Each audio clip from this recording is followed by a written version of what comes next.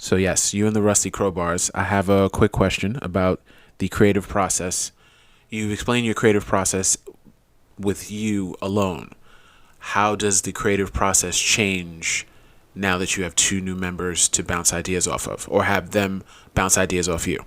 Yeah, it's both ways. So when I'm in bands, and this is not the first band that I've ever been in. I don't know how many I've been in, but the way that I like to be in bands is everybody brings their own musical style and tastes and energy and experience and portrays that in a way that fits the overall group.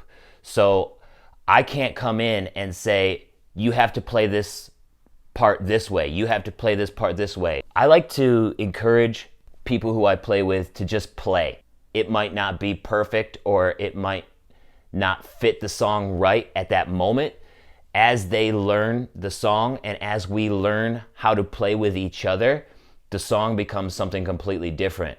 And it's a really fun process to just let people do what they're good at. I found that this chemistry perfect with James and Richard in the Rusty Crowbars.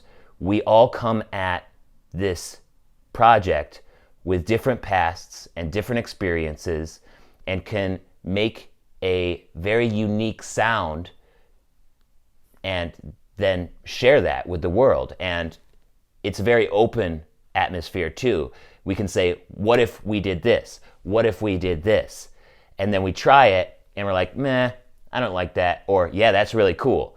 So I might come to the band and have this song in 2/4, right? In 2/4 time signature, which is pretty folky, and it doesn't sound that exciting when you're playing it with a band. Don't even know who came up with the idea after that, but once we started jamming on that song, on that 2/4 time signature song in different time signatures, what we ended up doing as a collective group was doing this. I think it ends up being like 11, 12 time signature. So it's a very odd time signature, but it's really cool. And it's not that different from the original.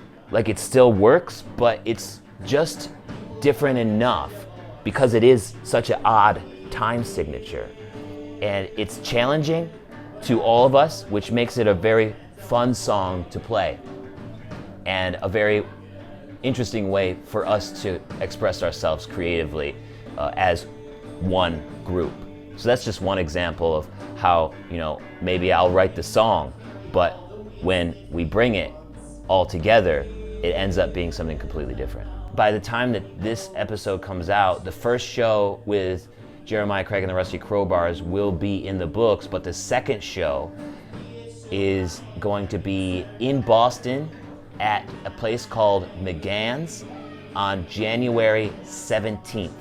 And the details for that will be on jeremiahcraig.com. And if this podcast is published after that, we should have some other shows coming up. So just check out jeremiahcraig.com for the latest dates